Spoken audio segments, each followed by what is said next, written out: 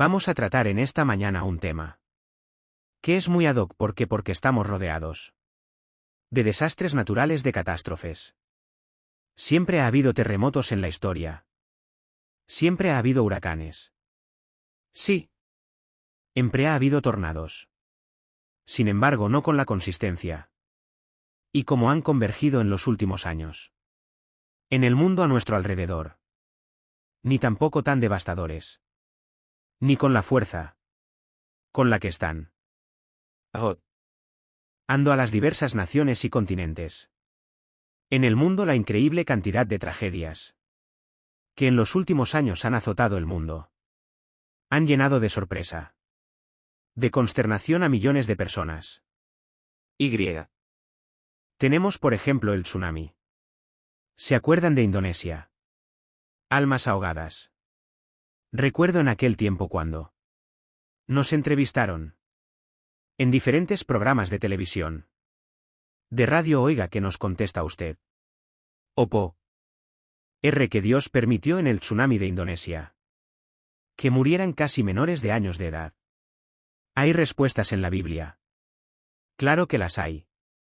Y es lo que vamos a abordar. El ataque a las Torres Gemelas en el ¿Año? En septiembre. Personas muertas quemadas. Sepultadas bajo cientos de toneladas de escombros. Cuando 2 aviones que estaban tripulados por terroristas árabes fueron y las dirigieron como misiles. En C. Otra de estas 2 torres. El huracán Katrina, en verdad. En Nueva Orleans, que casi acaba y arrasa con el puerto de Nueva Orleans. El terremoto de Chile. El casi de los últimos que acaban ver que haber. ¿Qué? Movió la inclinación del eje de la Tierra. Esto es impresionante. Nunca había sucedido el terremoto en Haití. La ciudad de Puerto Príncipe completamente devastada. Y ahora tenemos en este año el huracán Harvey en Houston. Gracias a Dios que en Dallas no nos llegó. Llegó en toda la costa del Golfo de México. Del Atlántico. Houston, la mitad de la ciudad o más de la mitad. Completamente inundada. Imagínate, Leva. Tarte en la mañana. Que el agua te llegue simplemente al nivel de las rodillas. ¿Qué haces con toda la basura que se desparramó por todas las aguas? Los botes de basura. Las infecciones. Hasta los lagartos. Se metieron víboras, culebras. Nadie podía meter las manos al agua sin antes y agarrar una torta o algo. Porque estaba infectadísima. Ir a donde voy a ir al supermercado nadando como voy. No tengo ni siquiera un bote. Voy a la farmacia. Necesito pañales para mi hijo o leche. De veras, de veras. Ustedes no tienen idea lo que se vivió en Houston en los últimos semanas y ahora, ¿verdad? El huracán Irma. Que ahorita precisamente está pegando ya en la península de Florida. Parece que se desvió un poco de Miami Bay. La tormenta tropical en Miami se dirige hacia Tampa y hacia el norte de la Florida. ¿Qué están esperando cientos más de? Escuchen esto. Millones de evacuados. ¿Saben ustedes lo que significa eso? Millones de evacuados. Tenemos una persona que nos habló. Que nos dijo que simplemente de Miami a Orlando. Que no es un viaje como de minutos. Hizo horas manejando. De la línea de carros tan despacio. Porque toda la gente, ¿verdad?, huyendo hacia el norte. Hacia Atlanta, prefiriendo, ¿verdad?, a Arres. Catar su vida que poder morir. Todas estas tragedias y todos estos acontecimientos nos tienen que recordar las verdades que vamos a continuar a desarrollar. Y todos tenemos que recordar algo en primer lugar. La Biblia dice en Hebreos que todos estamos sentenciados a muerte. Porque es necesario que todos nosotros muramos. Así está escrito. Inmediatamente después de que tú mueras. Y de que yo muera. Viene el juicio. No hay transmigración de las almas. No hay reencarnación. No hay purgatorio. No hay un lugar intermedio en el momento que tú mueras. En la forma que tú mueras. Cuando tú mueras y a donde tú mueras. Inmediatamente te enfrentas con Dios. Como Dios, como juez o como tu Salvador. Este mundo, verdad, es completamente temporal y frágil. Ahora bien, si tenemos en cuenta que todos tenemos que morir. Fíjense no cambia la perspectiva cuando venimos a la Biblia. Que cuando estamos lejos de Dios. Si tenemos en cuenta que todos tenemos que morir. Cuando mueren personas juntas en un avionazo. Cuando mueren personas juntas en un terremoto. O cuando mueren personas. Como Indonesia juntas por la inundación. Se le llama tragedia. No se le llama tragedia cuando morimos individualmente. Todas esas personas en Indonesia. En las Torres Gemelas. Las que murieron en Houston. Las que van a morir por los huracanes. Todos teníamos que morir de alguna forma. Pero en el momento que es algo que nos rodea. Le llamamos una tragedia. Que todos quisiéramos morir en una cama. Con una enfermera guapa. Con aire acondicionado. Con una plasma de televisión ahí en tu cama. Y que dijeras adiós mundo cruel. Ya nunca te veré. Sin embargo, no esa. Sí. Entonces tenemos que recordar. Que la forma como tú y yo vamos a morir. No depende de nosotros. Ya sea un avionazo en la panza de un tiburón. Un ladrillazo de un terremoto que te cae en la cabeza. Un accidente de tránsito, una bala perdida, un asesinato. Cáncer de enfermedades. Todos tenemos algún día que morir. Así que no nos espantemos cuando las personas mueren. No nos tome por sorpresa. Porque no puede. Ese tú evitar que ninguna persona viva. Eternamente esta realidad es inevitable. Porque muchas personas acusan a Dios. Por la forma como muchos seres humanos mueren. Ahí no tenían por qué morir en ese airón. No tenían por qué morir de los niños.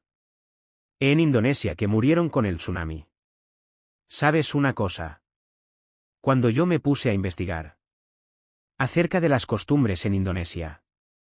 Y de esos de niños que murieron. Menores de años de edad, por las cuales la mayor parte de los ateos. Todos los en los años que tengo. De compartir el mensaje de la Biblia. He tenido más de ataques y enfrentamientos y debates frente a Rente. En el radio, en la televisión con ateos. Y durante el siglo. Me acuerdo en los 90s 80s. Que fue la cúspide del siglo del ateísmo. Por de los ateos. Que hemos debatido durante toda nuestra vida. Por de los ateos. Son personas amargadas contra Dios. Que algo les pasó en su vida. Que se enojaron contra Dios. Porque no pudieron encontrar una respuesta. Y como Dios no les contestó porque no sanó a y hermano. Y cuando yo era joven diz que era cristiano. Iba a la iglesia y le oré por mi mamacita. Y mi mamacita se murió. Pues ahora ya no creo en Dios. Qué terrible que el hecho de no entender a una de y la forma como Él opera en el mundo. Llegué a los seres humanos a la conclusión de decir. Pues es que yo puedo ser más sabio que tu Dios. Y yo si fuera tú. Yo no haría lo que estás haciendo. Ni perm. Y diría las cosas que estás haciendo. Pero papá, tú no eres Dios. Ni yo soy Dios tampoco. Entonces, siguiendo la lógica elemental. Y asumiendo que Dios es un Dios todopoderoso. Y que si existe forzosamente. Imagínate, nada más somos chapulines comparados con él. Como si un niño le preguntara a Alberto Einstein. Oye Alberto. Explícame la fórmula de la teoría de la relatividad. E igual a mc al cuadrado. La n. Igual a la masa por la velocidad de la luz al cuadrado. ¿Qué le diría Alberto? Ahí está al niño chamaco con cabeza de ostión. Tienes 3 años, 4 años. Aunque te la explique no lo vas a entender. Porque tienes que pasar aritmética a cuadrados. Resta multiplicación o el logaritmo cálculo integral álgebra matemáticas cuánticas. Y entonces cuando evolucione tu mente. No es de que tenga una mente la mía la él. La diferencia entre mi mente y tu mente, chamaquito, es que yo estoy más desarrollado que tú. Necesitas más años para comprender. Pues así son las cosas espirituales. También. Con la mente de chapulín que tenemos. Queremos entender a una deidad superior a nosotros y pedirle cuentas. Y la Biblia le llama soberbia. Soberbia intelectual. Cuando miramos la vida desde la perspectiva de la eternidad. Lo que a nosotros nos puede parecer. Síganme con mucho cuidado. Lo que a nosotros nos puede parecer como tragedias. Muchas cosas realmente a los ojos de Dios. No lo son. Veamos un eje. Milo. El más grande de toda la historia humana. La muerte de Jesucristo. Cristo cuando estaba colgado y con sus manos abiertas. En la cruz. Ahí abajo de la cruz. Había dos grupos de personas principalmente. Un grupo se llamaban los religiosos.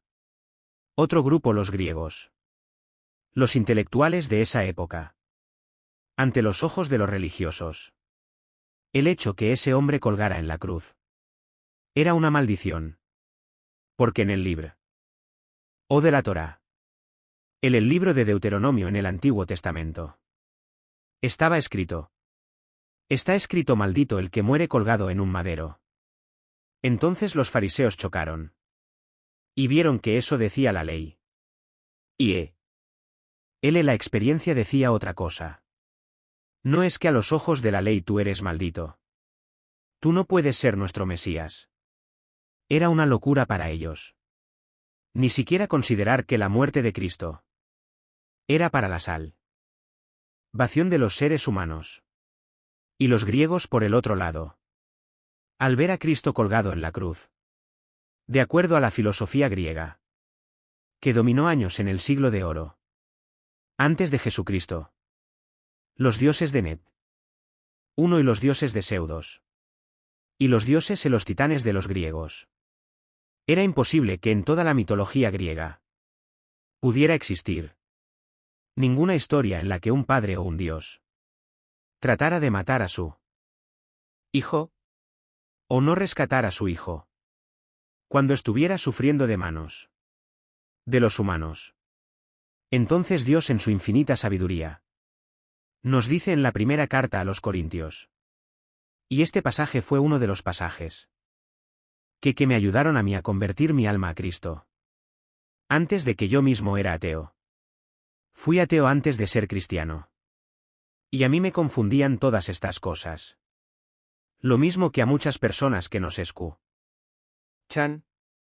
Dice en 1 de Corintios capítulo 1. Versículo en adelante. Porque ya que en la sabiduría de Dios, el mundo no conoció a Dios mediante la sabiduría. Agradó a Dios salvar a los creyentes por la locura de la predicación. Porque los solos judíos piden señales, piden milagros. Y los griegos buscan sabiduría. Pero nosotros predicamos a Cristo crucificado. Para los judíos ciertamente tropezadero. Y a los gentiles locura. Más para los llamados judíos como griegos. Cristo poder de Dios y sabiduría de Dios. Porque lo insensato de Dios es más sabio que los hombres. Y lo débil de Dios es más fuerte que él. Os hombres. Vemos nosotros que la muerte de Cristo fue una acción que Dios determinó. Que Dios escogió. De una forma voluntaria. Para enloquecer la sabiduría de los seres humanos. Lo hizo a propósito. Entonces, ante los ojos humanos. Ese hombre colgado en la cruz. Era una tragedia. ¿Cómo es posible que las espinas y la sangre que Dios? Si Él es el Hijo de Dios. ¿Por qué su Padre y dice que su Padre es Dios? Que no lo arrebata. ¿Por qué lo dejó que sufriera tanto? Esa era la perspectiva humana. Pero detrás de eso que parecía tragedia ante nosotros, se escondía detrás de eso la sabiduría de Dios. Se escondía la mente de Dios. Se escondía el plan más grande de toda la redención humana. Porque Dios escoge lo insensato para nosotros. Para tratar de enloquecer nuestra propia sabiduría. Y nuestra forma de pensar. ¿Por qué? Ningún ser humano. Como acabamos de leer. A través de la investigación científica. O de un análisis intelectual darle al mundo. La luz que están buscando filósofos, sistemas de gobierno, ideologías como nismo, democracia, monarquías, ateísmo, existicismo, de todo tipo de filosofías de gobierno, de pensamiento, religiones, de economías, gobernantes, todos viven confundidos en este momento, ya no sabe. ¿Qué sistema es mejor de gobierno? ¿Qué ideología es la mejor? ¿Cuál es la mejor religión? ¿Cuál es el mejor Dios? Ahora ya viene la corriente famosa que Leila profetizó, donde se va a levantar un líder religioso en el mundo que se llama el ecumenismo, tratando de unir. Vamos a unirnos, vengan para acá los budistas. Vengan para acá lo del Islam, todos estamos obrando un Dios con diferentes nombres. Un momentito. O por favor, Jesús, María y José y el burrito que los acompaña, como que son diferentes nombres con el mismo Dios. De ninguna manera. A eso vino Jesús al mundo, como un hombre radical, a decirnos: nadie va al Padre si no es por mí. Ese radicalismo de Jesús: yo soy el camino, no hay ningún otro camino, yo soy la verdad, no hay ninguna otra verdad y yo soy la vida. Eso es lo que hace que el mundo le acuse y nos use a nosotros de intolerantes. Siempre que he tenido yo debates contra vinos con budistas como musulmanes, es que usted sin usted nada más. Jesús así es porque lo dijo: yo soy la resurrección y la vida y o soy el pastor y doy mi vida por las ovejas. Ni tu Buda, ni tú, ni Mahoma, ni Mahatma Gandhi, ni el Dalai Lama, ni Hare Krishna, ni nadie ha dado su vida y ha dicho: voy a morir a los 3 días y voy a resucitar. Entonces estamos en algún tiempo en el mundo en el que tenemos ya para poder tener respuestas. Todos tenemos que morir, ya lo vimos, y la pregunta no es si vas a morir, porque ese es un hecho, esa es una verdad. La pregunta es: ¿estás tú preparado para el día que Dios te llame a encontrarte con Él como juez o como Salvador? Yo te pregunto en esta mañana, y en los que nos escuchan, no importa que sea Tsuna ni que sea un accidente de tránsito, todos tenemos que morir. La pregunta es: ¿estás preparado para morir? ¿Estás listo para ese momento en el que sale el alma y el espíritu del cuerpo? Nuestro cuerpo queda aplastado bajo un terremoto en la panza de un tiburón muerto. Te entierran, te creman, no importa lo que hagan a nuestro cuerpo, este cuerpo corruptible que está sujeto a un deterioro celular por la misma ley de la segunda ley de la termodinámica, la ley de la entropía, que todo tiene que oxidarse y desgastarse. Nuestro cuerpo se lo van a comer los gusanos, polvo somos y al polvo regresamos. Pero ¿qué hay de tu espíritu, que es de tu alma, que es de esa parte invisible espiritual que la Biblia nos muestra que somos internamente, y qué es lo que tiene valor verdaderamente? ¿Qué vas a hacer del día de tu muerte? ¿Tú crees que Dios te dé la oportunidad de arrepentirte como te la está dando ahorita? Las tragedias nos enseñan también a valorizar la vida. ¿Saben ustedes qué palabras expresaron las personas que fueron evacuadas? Ahora mi esposa y yo lo veíamos continuamente en la televisión, en el huracán Harvey en Houston, Texas. Nadie estaba lamentando mi televisión, se quedó allá mis palos de golf, mi caja con mis joyas, todos los que iban en los botes, y cuando venían los helicópteros a rescatarlos, lo único que ellos estaban realmente lamentando eran si había familiares que se hubieran ahogado. Pero en cuanto veían a un hijo, o ahí está mi papá o ahí está mi mamá, no les importaba nada de lo que había sido destruido ni cómo van a enfrentar el futuro. Mamita, me importa que tú estés vivo. Hijos, estamos vivos. Sam os una familia, vamos a seguir adelante. Ellos comenzaron a valorizar que verdaderamente lo único que tiene valor es la familia. Las caras de alegría: ahí estaba mi mamá y salvaron a mi hijo, y grita hasta por el perro. Estaban contentos que lo habían salvado. Ninguno de ellos comenzó a decir: ¿por qué no sacaron mis palos de golf? ¿Por qué no me sacaron las refacciones que tenía en mi garaje? Nadie lamentaba su televisión, su carro o sus bienes materiales. Se lamentaban por la gente perdida, ahogada, y se alegraban por sus familiares salvados. Jesús dijo en Lucas: la vida del hombre no consiste en los bienes materiales que posee. No importa lo rico que hayas alcanzado en esta vida ni los millones que hayas logrado. ¿Sabes una cosa? Todo eso se va a deshacer como la polilla. Y quiero decirte algo: Dios aire o advirtiendo lo siguiente: Dios no está en contra de los ricos. Primera Timoteo les dice que no es el dinero el pecado, sino el amor a lo que tienen, que no guarden de más. Entonces recordamos la bolsa de Valores hay billonarios, no millonarios, billonarios se suicidaron, oiga, pero si tenían no millones, billones, pero no. Los tenían debajo de la almohada ni el colchón, todo ese dinero que tú crees que los ve. Los millonarios lo tienen invertido o bienes raíces, propiedades o en acciones y se desploman las acciones y se quedan completamente en la ruina y como todo su corazón y todas sus motivaciones era él. Dinero, mientras tuvieran ese dinero dormían a gusto, desaparece donde tenían puesto su corazón en una fábrica de ídolos y cuando el ídolo se derrumba ellos ya no quieren seguir viviendo, qué tristeza di. Os deshace como polilla. Cristian, los salmos, lo más apreciado del hombre. Todas esas personas en Houston cuando se imaginaron que de la noche a la mañana se iban a quedar con los chones con que salieron de su casa y no fue eso todo el susto. Escuchen esto, descubrieron días después que las compañías de seguros y finalmente encontramos también verdad que el mundo no va a funcionar. Nunca sin Dios. Un desastre como este huracán nos recuerda que este mundo no funciona. Pero el próximo sí lo hará. Y ese fue el sentimiento de todos los santos. A través de la Biblia.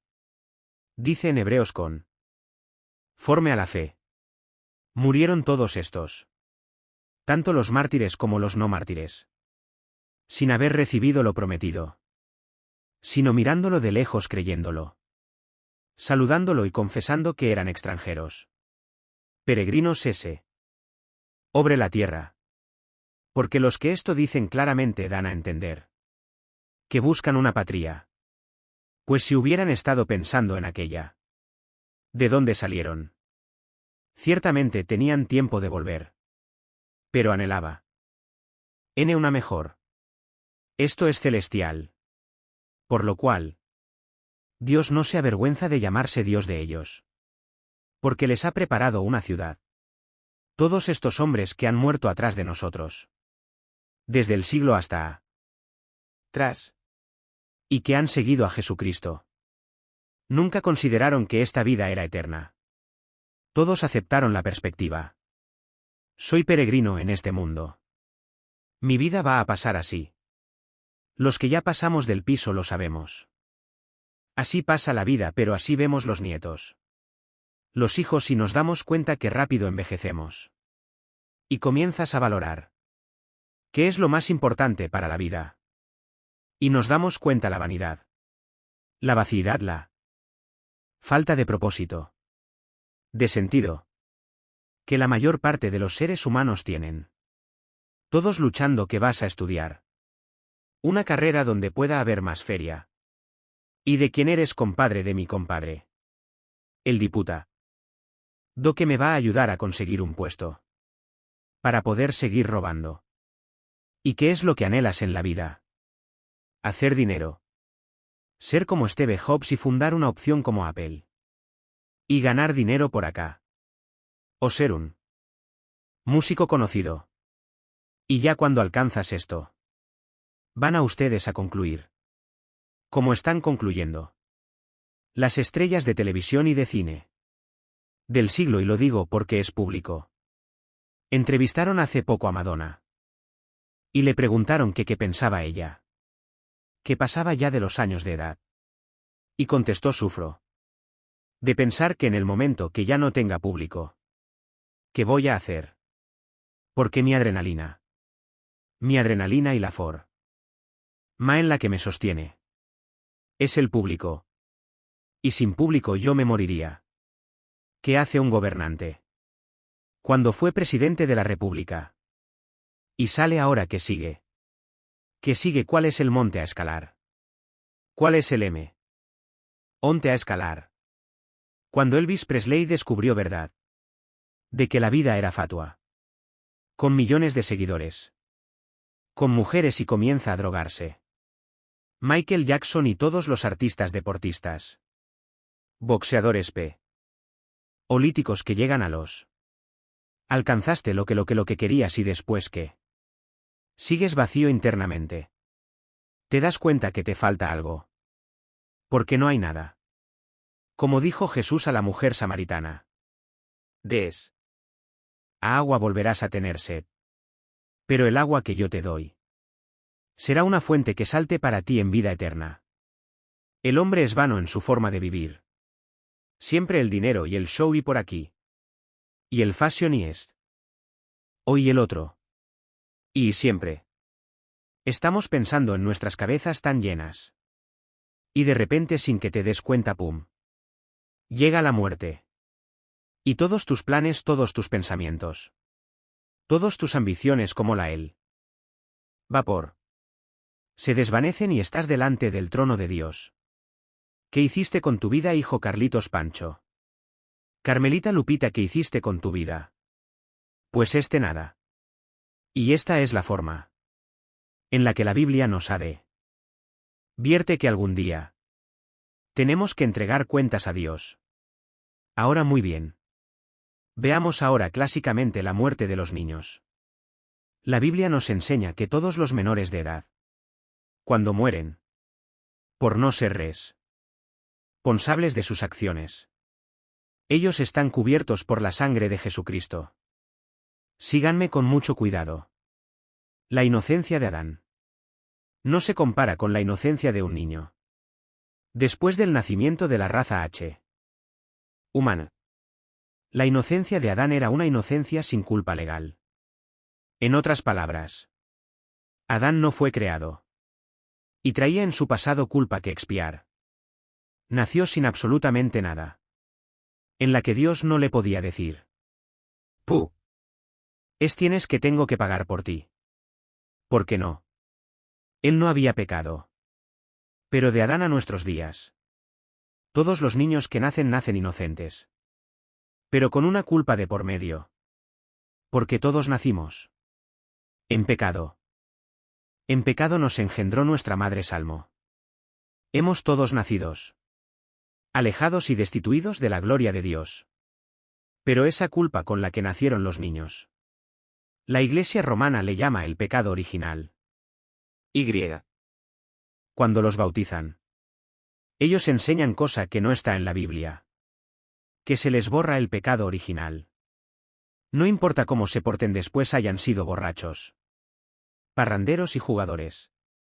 Y lo que ellos ya de niños, ya no tienen el pecado original. Por el bautismo, ¿verdad? Esto es una barbaridad a la luz de la Biblia. Entonces ese pecado original, ¿qué es el con el cual nacimos? Al adquirir conciencia, los niños, años de edad, comienzan a adquirir responsabilidad de los padres, para que les den el plan de la salvación. Y a esa edad rescatarlos de esa culpa, para que no crezcan en su adolescencia con ella. ¿Qué crees? Han con Cristo a los años de edad. Tal vez ya hasta muchos antes. Y poder comenzar a encaminarlos en caminos que conducen a la justicia, la santidad y la verdad de Dios. Qué grande responsabilidad ser padre. De familia. Qué enorme responsabilidad. Ahora la muerte para el cristiano, ¿verdad? Es muy diferente. No importa cómo muramos. No importa las tragedias que atravesemos. La Biblia nos llena de esperanza. Por ejemplo, el Salmo, apúntalo. Porque te puede servir para las personas que mueren. Muere un artista. Y hasta bellas artes. Y rodean y mariachis y mi 10.000 personas. Y viva por aquí. Por allá y muere por allá. San Francisco de Asís. Y las ratas lo acompañan al entierro. Así es la vida. Y muere un presidente y muere un cantante y muere y muere por aquí. Por allá y las televisiones y todo. Y entrevistas. Y o murió y murió de un pasonsototote de drogas. Murió de un pazontote de alcoholismo. Murió porque mató a su esposa y mató a su esposo y se envenenaron. Lo que quieras. Pero la gente los levan.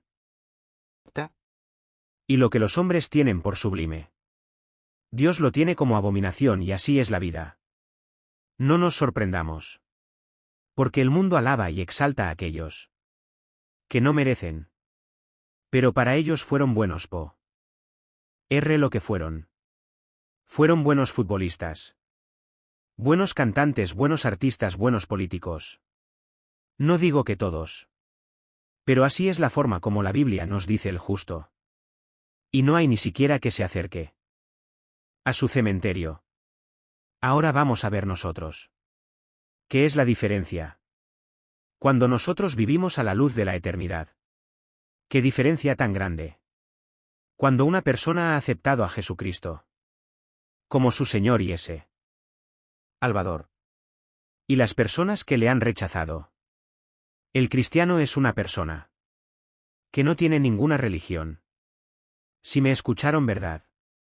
Tú puedes ser evangélico, puedes ser bautista. Puedes venir a vida nueva. Puedes ser bautizado, remojado y colgado. Puedes ser mormón. Testigo de Jehová adventista del séptimo día católico. No me importa el título de la botella que tú le has puesto a tu vida. Unos católicos, otros protestantes. Otros mormones, etcétera, etcétera.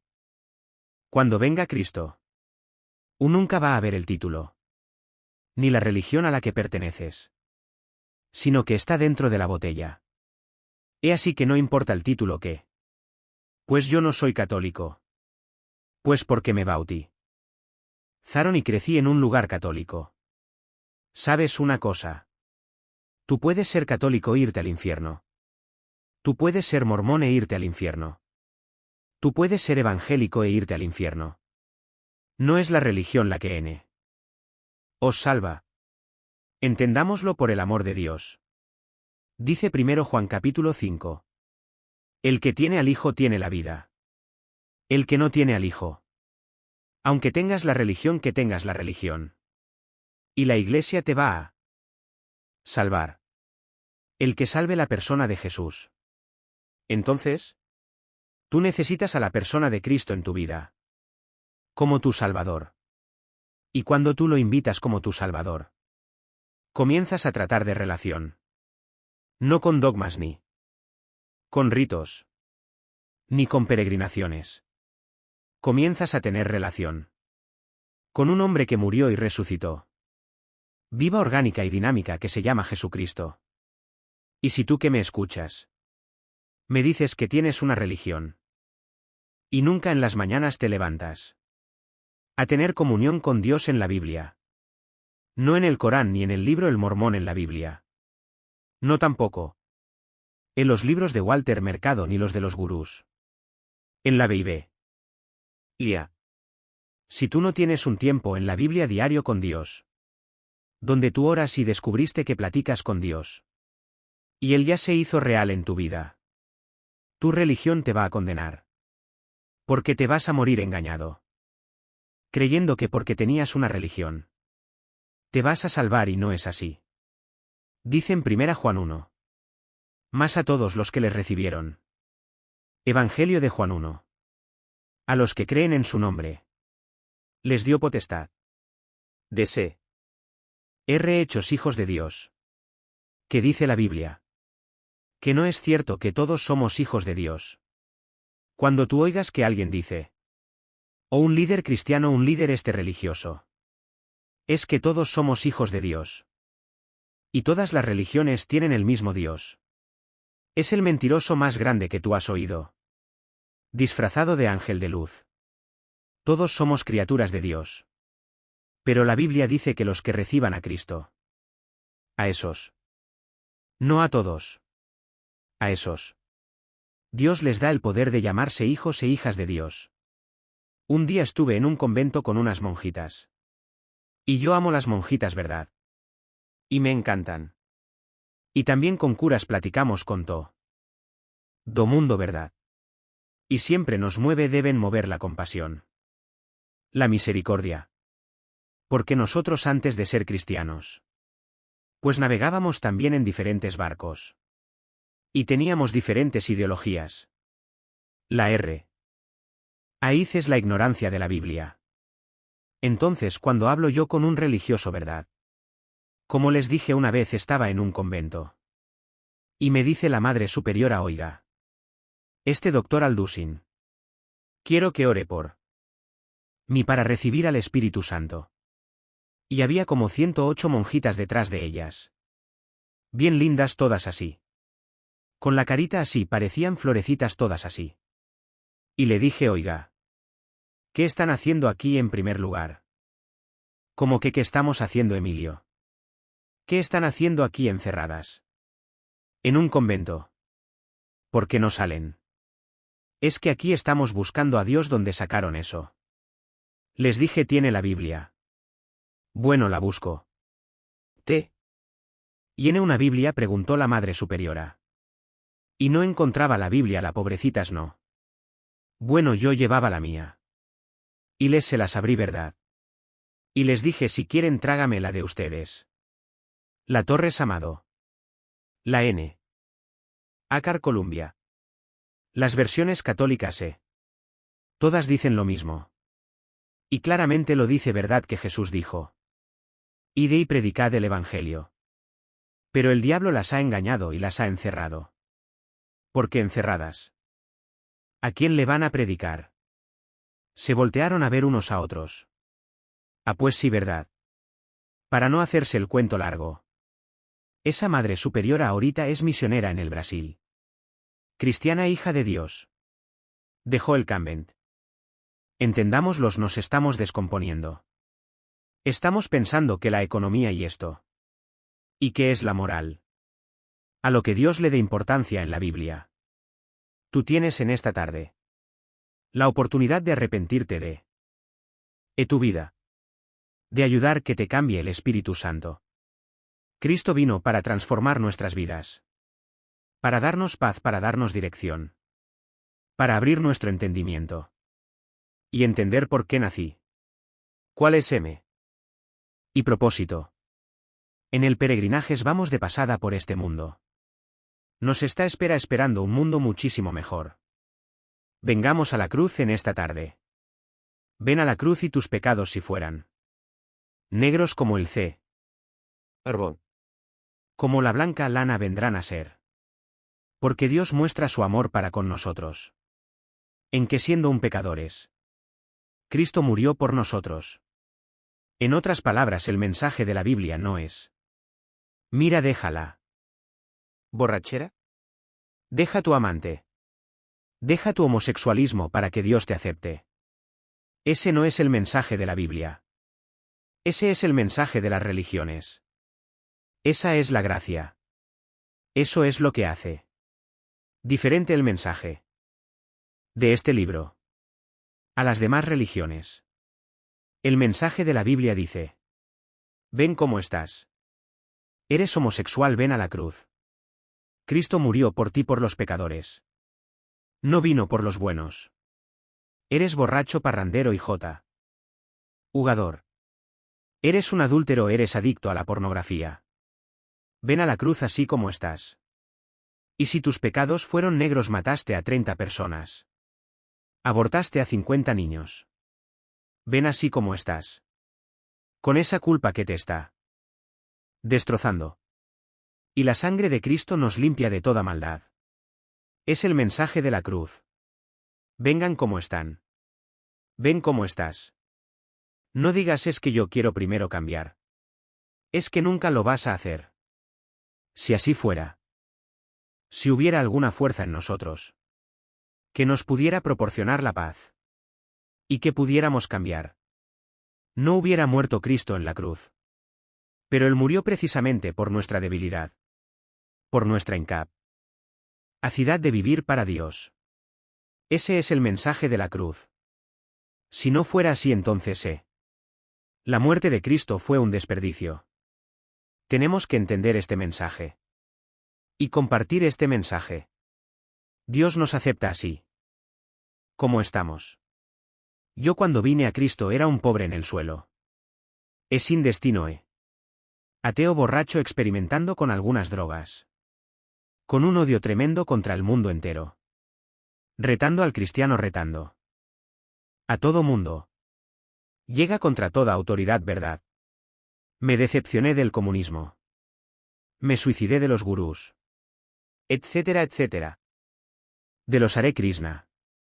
Ya no sabía qué hacer con mi vida. Intenté quitarme la vida 2 veces. Y en ese sentido mi hermano Alejandro, Que lo conocen ustedes, que es pastor de esta iglesia.